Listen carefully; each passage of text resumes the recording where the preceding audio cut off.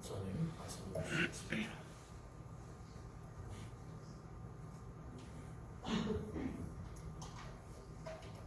오늘 말씀을 통해서 내일은 나와 함께라는 제목으로 말씀을 함께 나누겠습니다. 엔돌의 무당이 존재한다라고 하는 것이 그때 당시에 있어서 사울의 유일한 희망이었다라고 사울은 생각할 수밖에 없었습니다. 왜 그런가? 블레셋 사람들이 블레셋 그 접경 지역을 넘어서 블레셋 사람들이 길보아에 수넴에 이르러서 진을 치고 있었고, 사울은 길보아라고 하는 것에 맞서서 진을 치고 있었습니다. 이것은 이미 유대 땅 안으로 블레셋 사람들이 들어왔다라고 하는 것을 전제를 하고 있습니다.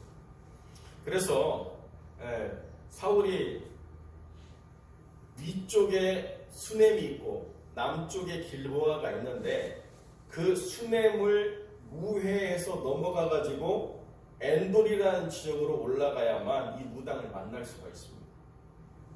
그러니까 블레셋 군대가 진치고 있는 데를 블레셋 사람들을 만나지 않고 피해서 올라가야만 엔돌이라고 하는 지역에서 있는 그 무당을 만날 수 있는 이 상황이 얼마나 사울과 함께하는 그 사울의 사람들에게 있어서는 위험한 모험을 해야만 되는가라고 하는 것을 우리가 이해하면서 이 본문을 좀 살펴봐야 될 필요가 있는 거죠.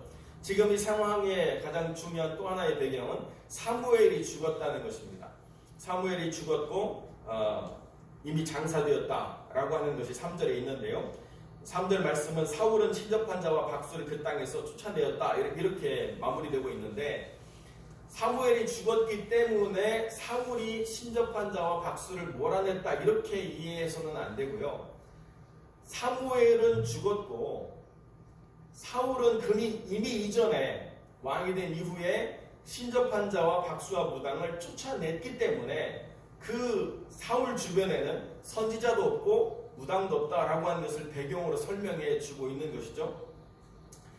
자, 그런데 내가 어떻게 살아가야 될까라고 하는 것을 묻고 싶은 이 사울의 절박한 심령에 엔돌의 무당이 있다라고 하는 것을 사울의 신하들이 이야기해 주므로 죽음을 각오하고라서라도 내가 그 무당을 만나야 되겠다 이런 마음을 가지고 엔돌의 무당에게까지 사울이 지금 나가는 것입니다. 그렇기 때문에 소풍 간 게 아니잖아요.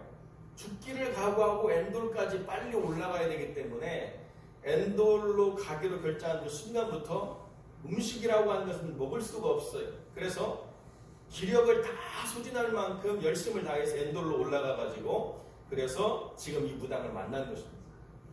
그런데 이 무당이 사울을 만난 이후에 이 사건에 대해서 감론, 을박 사람들이 막 얘기가 참 많아요. 이게 진짜 사무엘이냐 아니냐, 하나님이 이렇게까지 역사하실 수 있느냐 없느냐 여러 가지 이야기를 하는데 대답은 굉장히 심플합니다. 여기 땅에서 올라온 이 신이 사무엘이냐? 아니에요. 사무엘이 한 이야기가 팩트냐? 팩트는 맞아요. 이 두 가지를 가지고 우리가 본문을 잘 분별할 필요가 있는 것이, 요즘도 이러한 것을 가지고 사람을 미혹하게 하는 일들이 우리가 살아가는 이 시대에 아주 보편적인 일이 되어버렸습니다. 여러분, 새마을 운동과 함께 펼쳐진 게 뭐냐면 미신타파예요. 그래서 박정희 대통령이 새마을 운동을 주도하면서 가장 먼저 뭘 금했느냐, 마을에서 이렇게 굿하는 거, 그 다음에 무당, 점집 이런 것들을 도시에서 다 몰아냈습니다. 그래서 70년대부터 시작된 이 미신타파 때문에 웬만한 무당들이 다 지하로 숨어가지고 무당이라고 하는 것을 자랑스러워하지 못하는 그러한 시대가 있었는데요. 요즘은 어느 정도까지 발전을 했느냐라고 이야기하면 텔레비전에서 무당들이 나와가지고 누가 더 고수냐 이거를 배틀을 하는 시대가 됐습니다. 그거를 텔레비전이 중계를 해줘요. 오늘 본문을 준비하면서 저도 잠깐 봤는데요. 무당에게 있어서 가장 중요한 게 뭐예요? 미래를 알려면 마스크를 쓰셔서 잘 안 들리지만 무슨 내용인지 알겠어요. 예. 생년월일이 필요하잖아요, 그죠? 생년월일이 막 가득 적힌 돌림판을 가지고 삥 돌려가지고 나온 어떤 한 사람의 생년월일을 보고 이 사람이 누군가를 맞춰라 해가지고 막 무당들이 막 경연을 해서 그걸 맞춰가는 그런 프로그램을 하더라고요. 여러분, 맞췄겠습니까? 못 맞췄겠습니까? 안 봐서 몰라요. 8명의 무당이 나와가지고 막 이렇게 종합을 해서 비슷하게 맞춰서 결국에는 그 사람 이름이 나왔어요. 그러니까 뭐 사람들이 굉장히 익사이딩하겠죠. 우리가 무당이라고 하는 존재와 그 뒤에 있는 영적 어둠의 세력에 대해서 하찮게 여기는 것은 굉장히 위험한 것입니다. 무당이라고 하는 존재가 활동할 수 있도록 하는 가장 중요한 것은 뭐냐면 세상의 권세가 하나님 안의 대적자인 사단에게로 넘어갔기 때문에 가능한 것이죠. 그렇기 때문에 무당이 하는 모든 얘기가 다 거짓말이고 미혹하는 게 아니라 중요한 팩트를 우리에게 전달해 주는 것은 가능한 부분이 있다는 것입니다. 그렇기 때문에 사람들이 무당을 만나죠. 무당을 만나면 무당은 항상 답을 주게 돼 있어요. 근데 목사를 만나면 뭐라고 얘기하죠? 기도해 봅시다. 뭔가 답을 딱 줘야 되는데 뭐 답은 안 주고 뭐 같이 기도하자 그러고 뭐 더 열심히 뭐 말씀 보라 그러고 뭐 이런 얘기만 하는 게 답답한 얘기만 하는 거죠. 근데 무당을 만나면 뭔가 답이 되는 얘기를 해주고 내가 정말 어떤 걸 해야 될지 실제적인 카운셀링을 해주는 것 같고 막 바로바로 뭐가 오는 것 같잖아요. 지난번에도 한번 설교 때 언급했던 아주 유명한 무당이었는데 지금 예수 믿는 크리스찬이 된 그 심선미 선거도 주로 자기의 고객들이 크리스찬이에요. 교회는 다니는데 교회 다니는 것으로 불충분하기 때문에 사업을 한다든지 뭐 결혼을 한다든지 이사를 간다든지 뭐 취업을 한다든지 뭔가 삶에 큰 변화가 있을 때마다 아주 그냥 고객이 되어가지고 오는 사람들이 있어서 크리스찬들이 하는 이야기들이 뭔가를 자기가 많이 들었다는 거예요. 그럴 정도로 지금은 혼란스러운 세대가 되어버렸습니다. 그런데 내가 무당이라고 하는 존재가 이제는 두렵거나 뭔가 천박하거나 무식하거나 또는 이렇게 멀리 둬야 될 존재가 아니고 가깝게 두면 나한테 유기된다라고 하는 존재로 인식되는 그런 세상을 우리가 살아가고 있다는 거죠. 무당까지는 아니더라도 뭐 카드로 점을 보는 거는 청년들에게 있어서는 재미예요. 오늘 만나서 뭐 데이트하면서 맛있는 것도 먹고 뭐 즐거운 시간도 가지면서 그 다음에 심심하면 가는 게 타로 점 보러 가는 거고, 야 뭐 앞으로 뭐 결혼 운이 이렇다더라, 뭐 앞으로 무슨 뭐 너의 미래가 이렇게 펼칠 것이라는 재미로 막 보는 거예요. 진짜처럼 느껴지기도 하고 또 진짜인 것이 되기도 하고, 이런 상황들에서 우리가 뭘 생각해야 되느냐라고 하는 것은 이것이 팩트냐 아니냐만 가지고 판단해서는 미혹의 영을 대적할 수가 없다는 것을 이해해야 된다는 것입니다. 자, 지금 오늘 본문에서 이야기하고 있는 이 땅으로부터 올라온 신, 이 신은 절박하기가 이를 데 없는 사울에게 중요한 사실에 대해서 정확하게 이야기해 줍니다. 하나님이 너를 버리셨고 하나님이 너의 나라를 다윗에게 주셨다. 네가 왜 이 일을 당하느냐? 아말렉을 멸하려고 했던 하나님의 뜻을 네가 거역했기 때문이다. 이게 다 역사적으로 사무엘과 다윗 가운데 다 일어난 사건들을 사울이 기억하고 있는 거죠. 이게 팩트구나. 다 맞는 얘기예요. 근데 중요한 게 뭐냐? 내일 내가 블레셋을 이길 것이냐 아니냐, 사울은 여기에 모든 문제가 잡혀져 있는데, 그래서 하루하루의 선택이 무엇이 되어야 되느냐에 모든 관심이 있는데, 여기 가장 중요한 얘기는 사울에게 있어서는 블레셋을 이길 거냐 아니면 질 거냐의 문제지만 더 중요한 얘기가 여기에 있습니다. 너와 내 아들들이 내일 나와 함께 있을 것이다.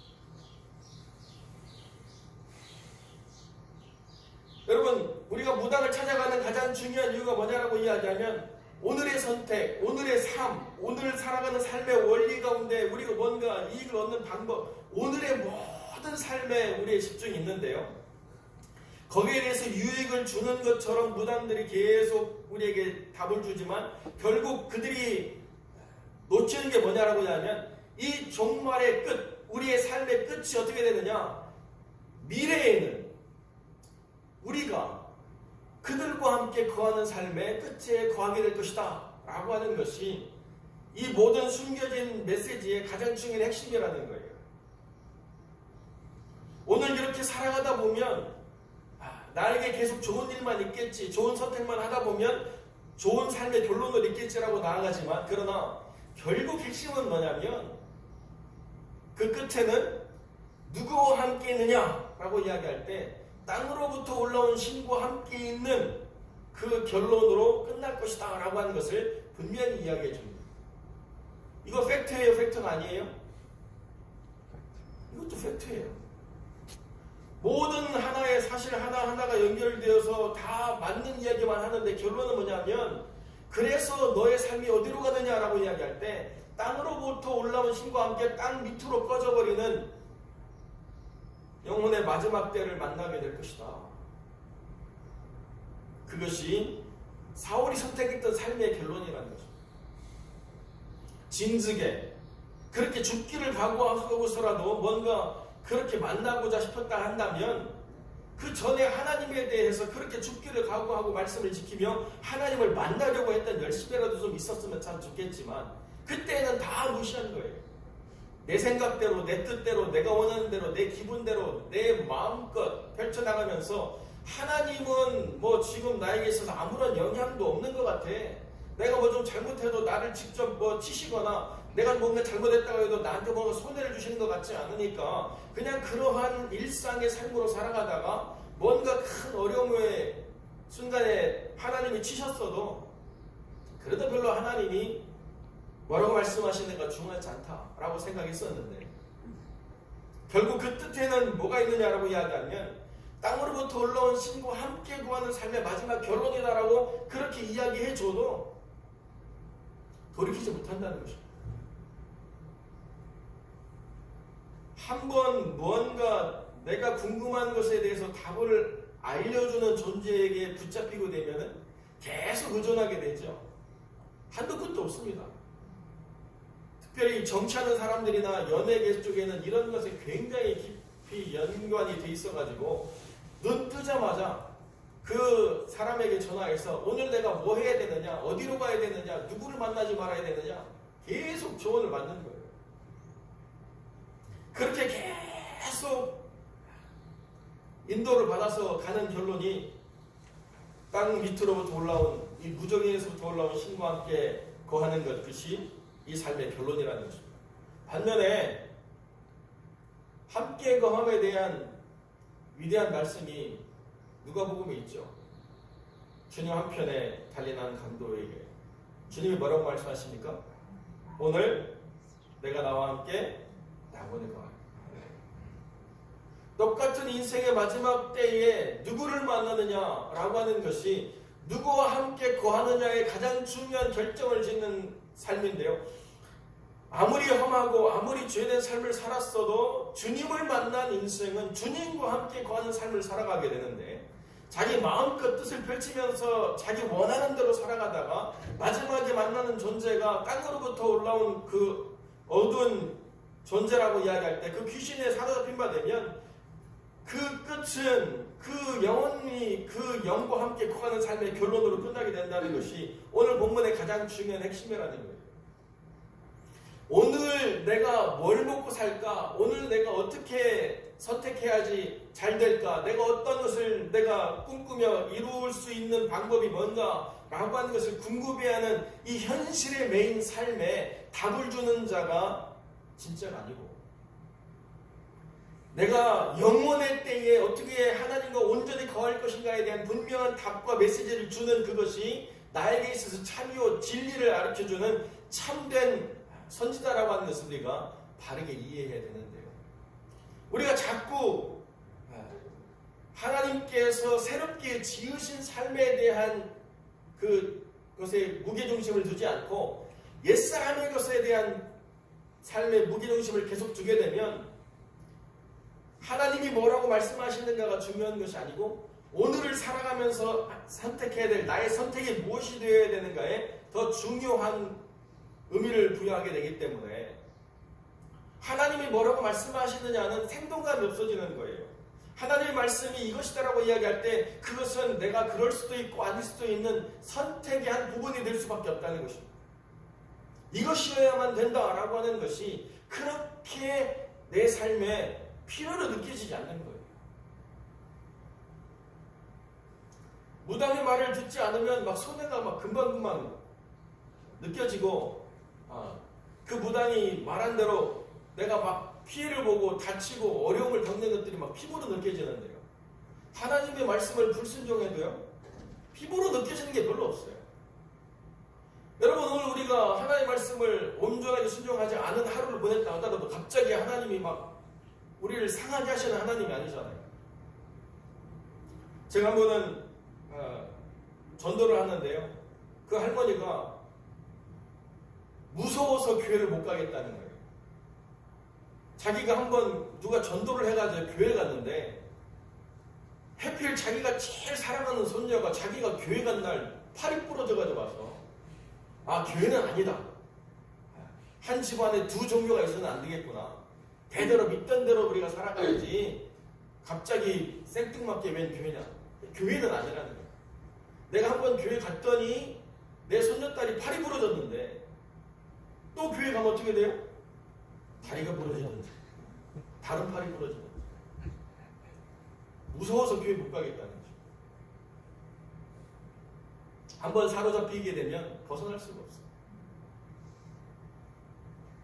근데 하나님을 믿지 않는 영혼이 하나님의 영혼을 뺏어가려고 한다 하더라도 이렇게 크게 하나님이 즉시로 우리를 망가뜨리거나 그런 하나님 아니시기 때문에 하나님이 우리를 존중하는 것에 대해서 우리가 점점 그것을 둔감하게 여기는 방식으로 받아들이게 되는 문제가 있잖아요. 그것이 우리와 하나님과의 관계에 있어서 하나님이 우리를 존중하시는 방식인데 하나님이 우리를 방치하신다고 생각하는 모습을 갖는 것, 그것이 우리의 어리석음이라는 거죠. 얼마나 하나님과 우리가 긴밀해지느냐에 대해서 하나님이 우리를 귀신처럼 막 붙잡고 학대하고 마음껏 해가지고 우리를 상하게 하는 존재가 아니라는 것입니다. 우리가 하나님을 전적으로 우리의 마음을 다하고 우리의 뜻이 세워져서 우리가 자원하는 마음으로 하나님을 섬기도록 하나님이 우리에게 자유를 주셨기 때문에 우리가 그렇게 하나님을 기뻐하고 하나님을 가까이 하려고 할 때에 하나님 우리에게 무한한 은혜를 베풀어 주시고 우리를 보호해 주시고 이끌어 주시지만 그러나 우리의 불순종의 하나하나마다 하나님이 다 징계하시느냐?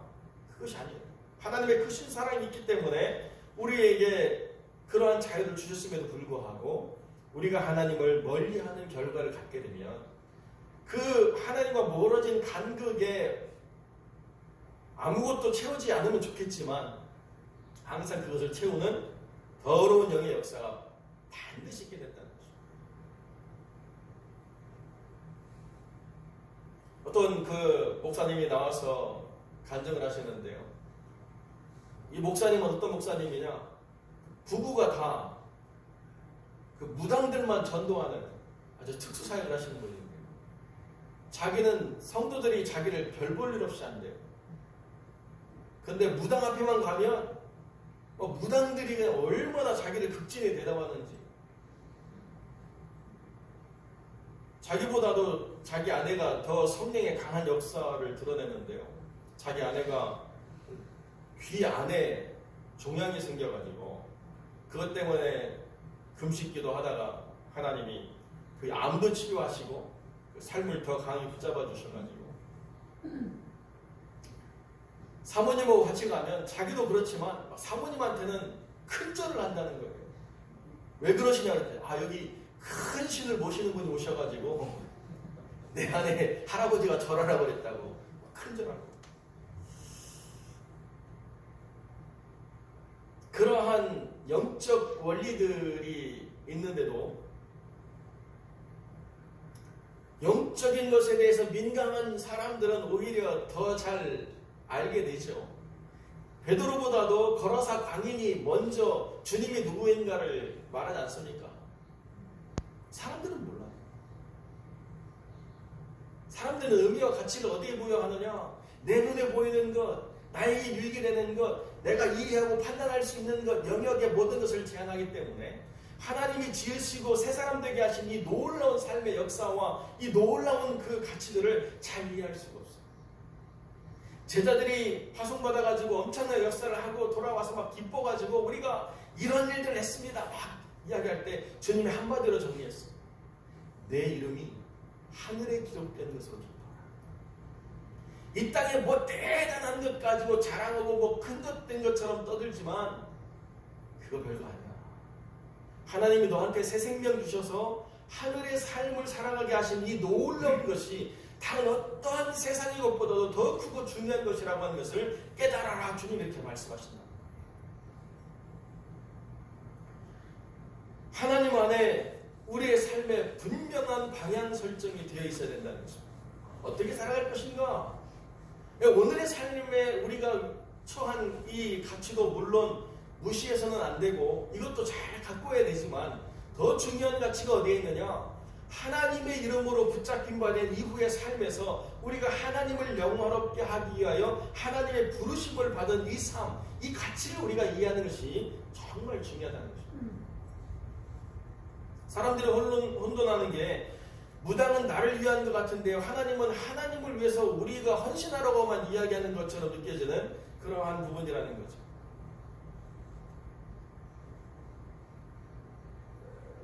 하나님은 하나님을 위해서 지으신 바 된 우리가 하나님을 위해서 무언가를 한다라고 해서 더 큰 영광을 받으신 분이 아니에요.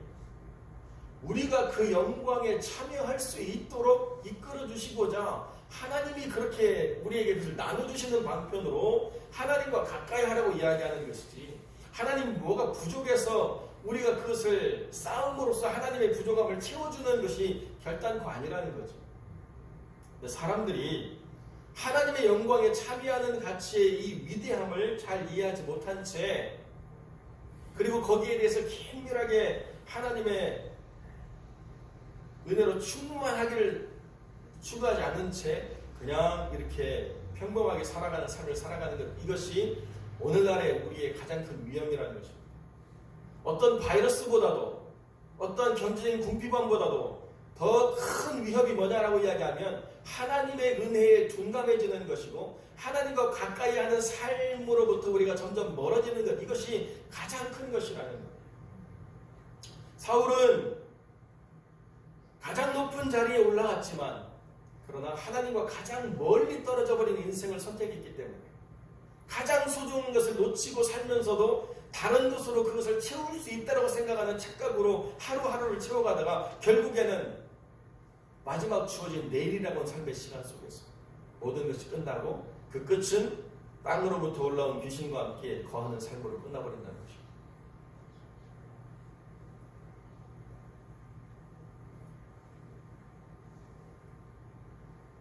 내가 누구인가? 여러분, 내가 누구인가를 가장 잘 느낄 수 있는 때가 어느 때냐? 하나님의 영이 아닌 다른 영적 존재와 붙잡혀 있는 사람을 만날 때 아주 긴밀하게 느껴요. 이거는 그냥 나로서 내가 생각하는 나됨에 대한 평가를 받지 않고요, 내 영혼의 가치를 평가받는 그런 순간이 돼요. 아까 말씀드린 그 목사님도 기도가 충분하지 않은 채 사역을 나가면요, 그렇게 무서워하던 무당들이 여유를 갖고 농담을 한대. 그래서 자기가 자존심이 상해가지고 더 세게 기도하고 이렇게 한다는 거예요. 가면 내가 채워졌는가 모자란가 비워졌는가 바로 알게 된다는 거예요. 하나님 앞에 서 있는 사람이 얼마나 크고 위대한 하나님의 사랑인가를 느끼게 하는 바로미터가 뭐냐? 금인지 아닌지를 판별하려면 시금석에다 대봐야 될 거 아니에요. 영적 존재와의 부딪힘에 분명히 되면 내가 얼마나 대단한 존재인가 분명히 알게 되는 것입니다. 모르면요, 추상적으로 이해하고 이렇대라고 얘기했는데 그렇게 그럴 거라고 생각했다가 만나서 부서지는 경우가 상당히 많습니다.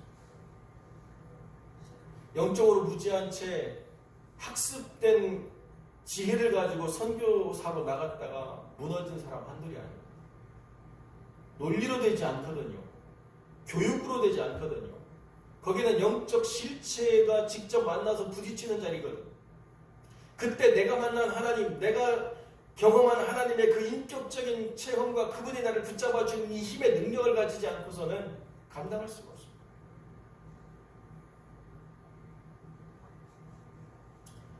그런데 그러한 하나님과의 깊은 교제와 영적 싸움에 대한 훈련이 없는 삶은요, 머릿속으로 말씀을 판단하고 옳은지 그른지를 내 감정으로 좌우해서 받아들이는 상태 그 이상도 이하도 아니게 되어버린다는 것입니다. 사랑하는 성도 여러분, 누구와 함께 하느냐? 라고 하는 것을 분명히 발견할 수 있는 그 명확한 기준에 자신을 살피고 하나님과 함께하는 삶, 하나님과 함께 거하는 삶, 하나님과 동행함으로 말미암아 모든 사단의 괴계를 물리치고 오늘이라고 하는 이 삶의 주권도 하나님 안에 있음을 분명히 믿으며 그것을 우리가 경험하는 삶으로 살아가는 복된 영혼들이 되시기를 주님의 이름으로 간절히 축원드립니다. 기도하겠습니다. 거룩하고 존귀하신 아버지 하나님, 감사와 영광을 주께 돌립니다. 사람들이 오늘이라고 하는 이 삶에 붙잡혀 내일이 어디로 가는지 모른 채 하루하루 이 썩어질 세상의 염려와 근심으로 살아가지 않도록 주님 붙잡아 주시고 주님과 함께 거하는 삶, 주님 안에 형통한 삶을 살아가며 주님의 영광으로 채워지고 주님과 함께 거룩해지기를 닮아가는 귀한 영혼으로 세워갈 수 있도록 주님 은혜를 베풀어 주시옵소서. 많은 위협과 많은 어려움 가운데 어떻게 살아가야 될까를 염려하며 근심할 수밖에 없지만 그러나 그 뜻 안에 있음으로 말미암아 우리가 하나님 안에서 형통하게 되는 은혜를 분명히 경험하게 하여 주옵소서. 감사드리며 우리 주 예수 그리스도 이름으로 기도드립니다. 아멘.